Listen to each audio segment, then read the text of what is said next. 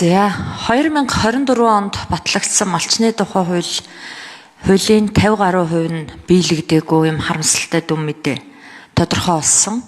За малчны тухай хуулийн хэрэгжилтийн талаар байгаль орчин хүн сүдэн аж ахуйн байнгын хороон дээр 2 өдрийн хяналтын ерөнхий сонсгол хийсэн. За малчид ирсэн бүх талаас бид нар байр сууриа гаргаж ярилцсан. Хууль яагаад хэрэгжихгүй байгааг улсын хурлын гишүүд маш асууж малчид ч гэсэн ярьсан. За сайдууд засгийн газраас бол их оролцоо муутай байсан. Монгол төрийн хууль, төрийн эрх барих дээд байгууллага улсын хурал баталсан бол тэр хууль заавал хэрэгждэг байх ёстой. Хууль баталсны дараа засгийн газрын зарим нэг гишүүдээс эн чинь ч болохгүй, тэр чинь ч болохгүй гэсэн ийм шалтгаан сонсомооргүй байгаа юм. Цагаан дээр хараар гарсан төрийн хууль заавал биелэгдэх ёстой.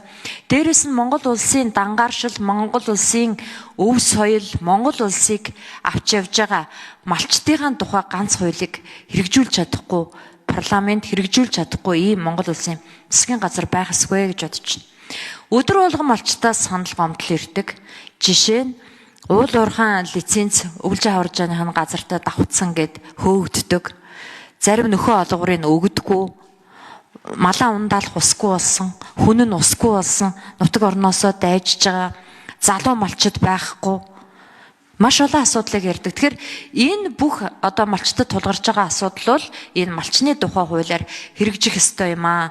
Тэгэхээр Монгол улсад өнөөдөр Монгол улсын дангааршил, Монгол улсын өв соёл, Монгол улсын тусгаар тогтнолыг нуруунд дээр авч явж байгаа малчин ард түмнийхээ эрх ашигыг хамгаалсан энэ хуулийг бид заавал хэрэгжүүлэх ёстой. Тийм учраас энэ тогтоолын төслийг улсын хурлын эрхэм гишүүд баталж засгийн газарт бид нар чиг үүрэг өгөөд харин энийгээ чуулган болгон дээр холбогдох байнгын хороонд тайлагнаад явах ёстой.